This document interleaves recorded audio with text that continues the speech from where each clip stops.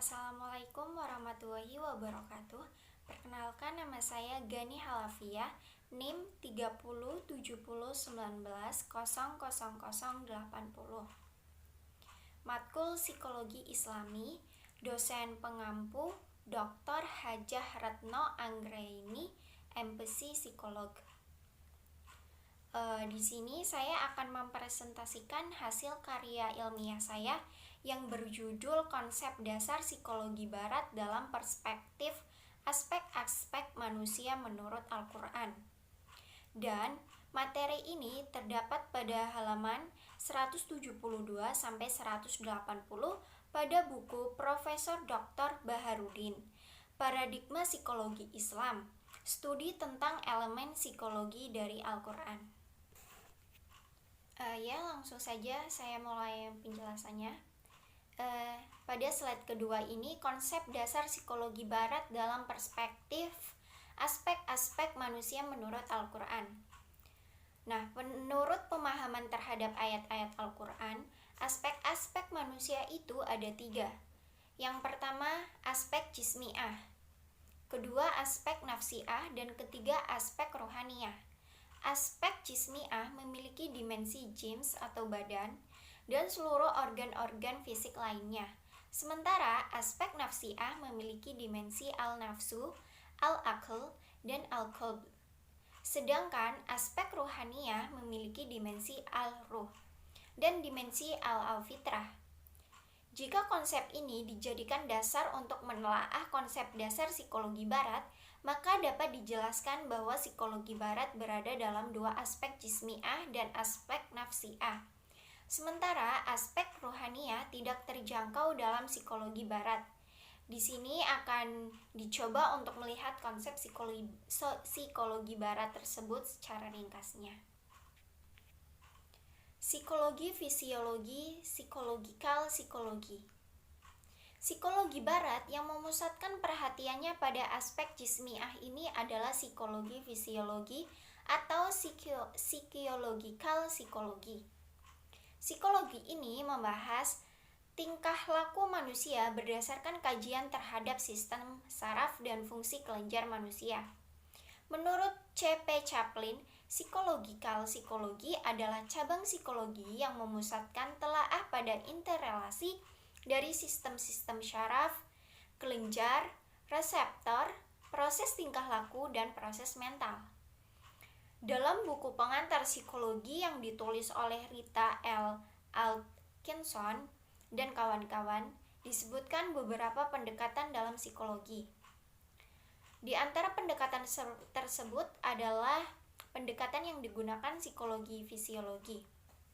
Menurut pendekatan ini, jelas ada hubungan otak manusia dengan 12 miliar sel saraf dan sejumlah penghubung yang hampir tidak terbatas. Merupakan pusat sistem kehidupan manusia. Semua tingkah laku manusia digerakkan oleh otak dan sistem saraf manusia. Secara ringkasnya yaitu dapat dikatakan bahwa psikologi fisiologi membahas manusia dari segi aspek fisik biologisnya saja dan tidak menganalisis dari segi lainnya. Jika dipandang dengan berdasarkan telaah dimensi-dimensi manusia dalam pandangan Al-Quran, seperti yang dijelaskan di atas, maka psikologi fisiologi ini adalah psikologi yang membahas khusus mengenai aspek jismiah manusia. Kemudian ada psikoanalisa. Sementara itu, di antara psikologi barat yang dapat dikelompokkan pada aspek nafsiah ini adalah psikoanalisa. Psikoanalisa ini dipandang banyak mendasarkan konsepnya pada dimensi al-nafsu, yang merupakan salah satu dimensi dalam aspek nafsiah. Dalam Encyclopedia of Psychology, dijelaskan bahwa psikoanalisa mengalami 4 fase perkembangan. Psikoanalisa Sigmund Freud 1273 sampai 1356 Hijriah atau 1856 sampai 1939 Masehi dipandang sebagai dasar bagi psikoanalisa lainnya. Konsep dasar dalam psikoanalisa itu tidak banyak mengalami perubahan, masih tetap sama seperti semula. yaitu sebagaimana dalam psikoanalisa Sigmund Freud 1273 sampai 1356 Hijriah atau 1856 sampai 1939 Masehi. Nah, dalam pandangan Sigmund Freud, ini kepribadian manusia terdiri dari 3 sistem, yaitu id, ego, dan superego. Id adalah bagian paling primitif dan orisinil dalam kepribadian manusia. Merupakan gudang penyimpanan kebutuhan manusia yang mendasar, seperti makan, minum, istirahat, atau rangsangan agresivitas dan seksualitas. Sementara itu, untuk keberadaan ego adalah untuk membantu id mengadakan kontak dan realitas. Untuk memuaskan rasa haus, misalnya, seseorang harus membedakan antara bayangan air dengan air yang sesungguhnya. Hanya ego yang dapat menjalankan fungsi membedakan hayalan dengan kenyataan ini. Dalam menjalankan fungsinya, ego bekerja menurut prinsip realitas atau reality principle. Sedangkan untuk superego merupakan nilai-nilai moral masyarakat yang ditanamkan di dalam diri individu.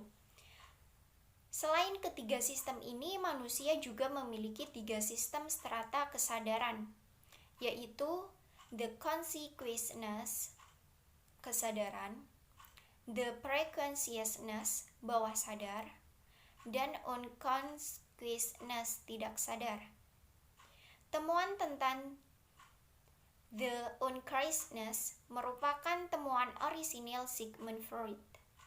Freud menjelaskan bahwa kesadaran manusia bagaikan gunung es yang terapung di samudra. Sebagian kecil tampak di permukaan, yaitu the consciousness. Bagian terbesar tidak tampak karena tenggelam di samudra, yaitu the unconsciousness. Sementara itu, di antara keduanya ada bagian yang terkadang tampak dan terkadang tidak, akibat gelombang ombak samudra, yaitu the preconsciousness. Dengan demikian, dapat disimpulkan bahwa psikoanalisa memandang perilaku manusia banyak dipengaruhi masa lalu, ketidaksadaran, dan dorongan-dorongan biologis atau nafsu-nafsu yang selalu menuntut kenikmatan untuk segera dipengaruhi. Ringkasnya yaitu bahwa psikoanalisa memandang hakikat dasar manusia adalah buruk, liar, kejam, non-etis, egois, syarat nafsu, dan bertuhan kepada kenikmatan jasmani. Psikoanalisa dipandang dalam dimensi al-nafsu dalam aspek nafsiah. Kemudian ada behaviorisme. Radikal behavior pada awalnya hanya mengakui hal-hal yang observable, bisa diobservasi, dan measurable, bisa diukur, sebagai sesuatu yang dapat diakui dalam dunia ilmu pengetahuan termasuk psikologi. Radikal behaviorisme pada prinsipnya mencoba melarikan diri dari hal-hal yang bersifat abstrak. Kemudian dalam perkembangannya, kaum behavioris mudah mengadakan revisi terhadap behaviorisme ortodok dengan menerima fenomena kejiwaan yang abstrak seperti ego, id, ilusi, mimpi, dan sebagainya. Di antara tokoh utama dalam behaviorisme adalah Burrhus Frederick Skinner 1322 sampai 1411 Hijriah atau 1904 sampai 1990 Masehi. Dalam analisisnya dia membuat 3 asumsi dasar. Pertama yaitu bahwa perilaku terjadi menurut hukum atau behavior can be controlled. Memang manusia adalah organisme yang berperasaan dan berpikir. Namun dia tidak mencari penyebab tingkah laku itu pada jiwa, bahkan menolak alasan-alasan yang menjelaskan perilaku manusia dikendalikan oleh pikiran dan perasaan. Yang kedua, perilaku hanya dapat dijelaskan berkenaan dengan kejadian atau situasi-situasi antiseden yang dapat diamati. Dia berpegang teguh pada pendirian deterministik dan meneliti sebab-sebab perilaku yang dapat diamati. Yang ketiga, perilaku manusia tidak ditentukan oleh pilihan individual. Perilaku dan kepribadian manusia ditentukan oleh kejadian-kejadian masa lalu dan sekarang dalam dunia objektif. Dengan demikian dapat dijelaskan bahwa manusia sangat ditentukan oleh lingkungannya. Manusia berperilaku adalah disebabkan oleh lingkungan dan juga bertujuan untuk menyesuaikan diri dengan lingkungan. Manusia pada kenyataannya adalah makhluk fisik, biologi saja, tanpa memiliki jiwa yang aktif. Memperhatikan ini jika dianalisis berdasarkan telaah aspek-aspek manusia menurut Al-Quran, maka behaviorisme tergolong kepada aspek jismiah dan tidak memiliki aspek nafsiah dan ruhaniyah. Kemudian psikologi humanistik. Psikologi humanistik ini berasumsi bahwa manusia memiliki potensi yang baik.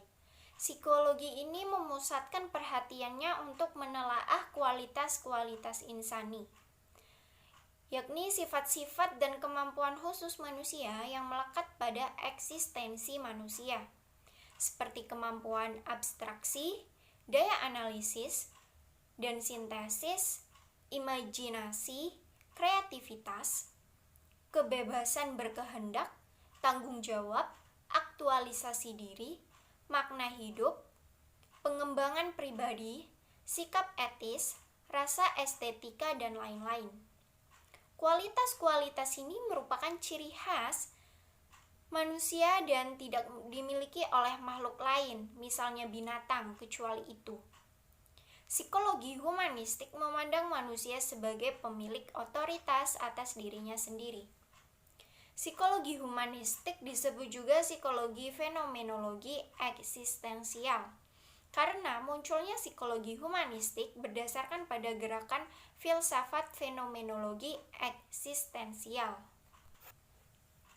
Pandangan yang menjunjung tinggi harkat manusia tersebut memberikan inspirasi bagi tokoh-tokoh psikologi untuk membangun teori psikologinya.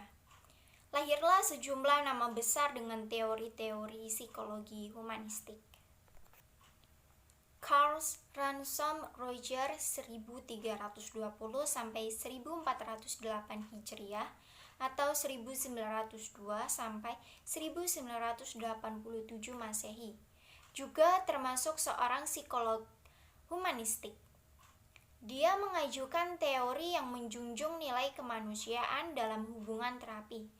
Teorinya yang terkenal adalah client-centered therapy atau terapi yang berpusat pada klien.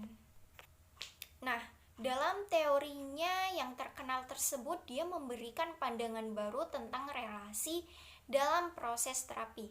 Seluruh aktivitas psikologi humanistik ini diarahkan untuk menumbuhkan dan mengembangkan harkat dan martabat manusia. Harkat dan martabat merupakan refleksi dari aspek nafsiah manusia.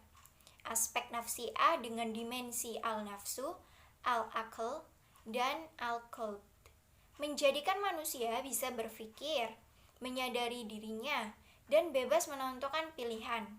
Dengan qalb, manusia memiliki perasaan, dan dengan al-nafsu, manusia memiliki keinginan dan kemauan untuk melakukan suatu tingkah laku. Dengan demikian, dapat dikatakan bahwa psikologi humanistik ini dalam pandangan aspek-aspek manusia menurut Al-Quran adalah berada dalam wilayah aspek nafsiah. Maka dapat disimpulkan bahwa psikologi humanistik dalam pandangan aspek-aspek manusia menurut Al-Quran berada dalam dua aspek manusia, yaitu aspek jismiah dan aspek nafsiah. Psikologi humanistik tidak menjangkau aspek manusia yang ketiga, yaitu aspek ruhaniyah, bahwa perbedaan yang mendasar mengenai pandangan psikologi humanistik dengan psikologi Islami mengenai aspek-aspek manusia. bahwa psikologi Islam memandang manusia lebih sempurna dari segi aspek-aspek dan dimensi-dimensinya. Selanjutnya ada psikologi transpersonal. Psikologi transpersonal adalah pengembangan dari psikologi humanistik. Secara bahasa, istilah transpersonal berarti melampaui personal dan psikis seseorang. Dalam Encyclopedia of Psychology dijelaskan bahwa transpersonal literally means across of beyond the individual person of psyche.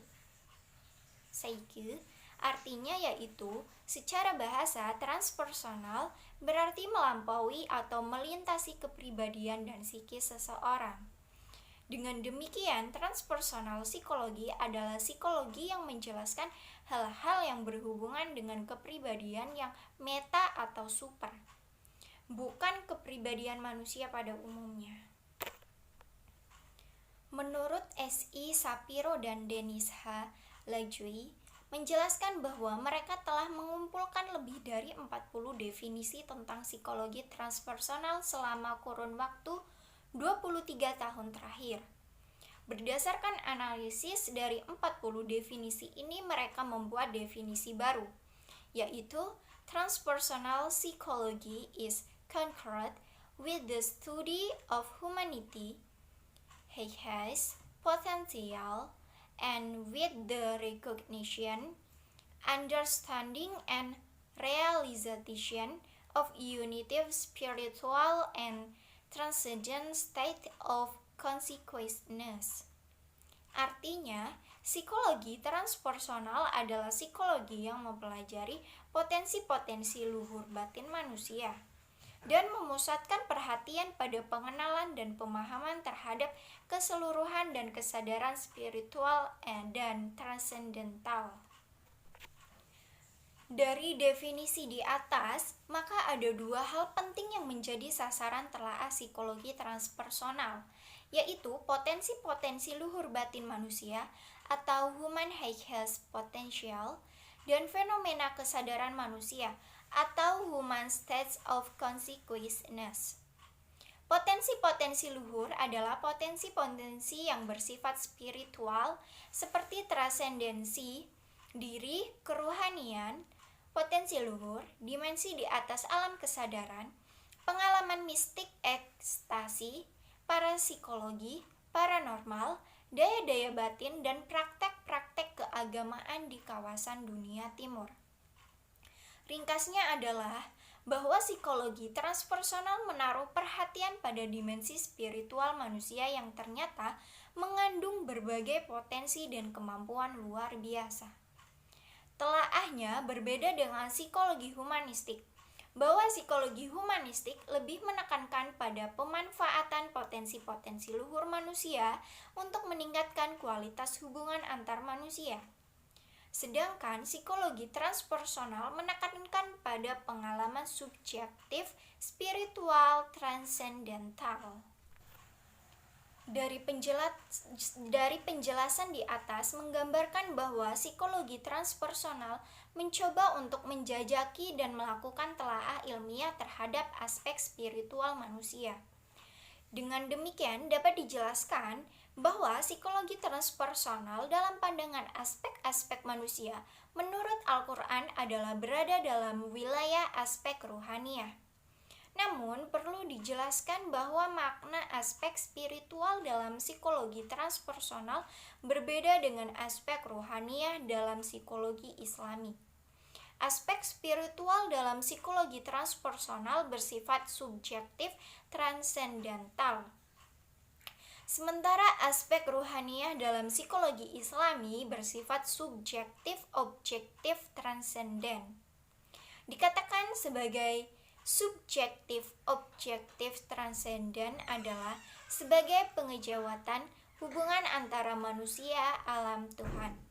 Jadi ada dimensi Tuhan aspek rohaniah psikologi Islami. Sedangkan dalam aspek spiritual psikologi transpersonal tidak mengenal aspek Tuhan. Kemudian ini untuk daftar pustakanya. Baharudin 2004, Paradigma Psikologi Islami, studi tentang elemen psikologi dari Al-Quran, Yogyakarta Pustaka Belajar. Terima kasih. Sekian presentasi dari saya. Apabila ada salah kata atau salah ucap, mohon dimaafkan. Wabillahi taufiq wal hidayah. Wassalamualaikum warahmatullahi wabarakatuh.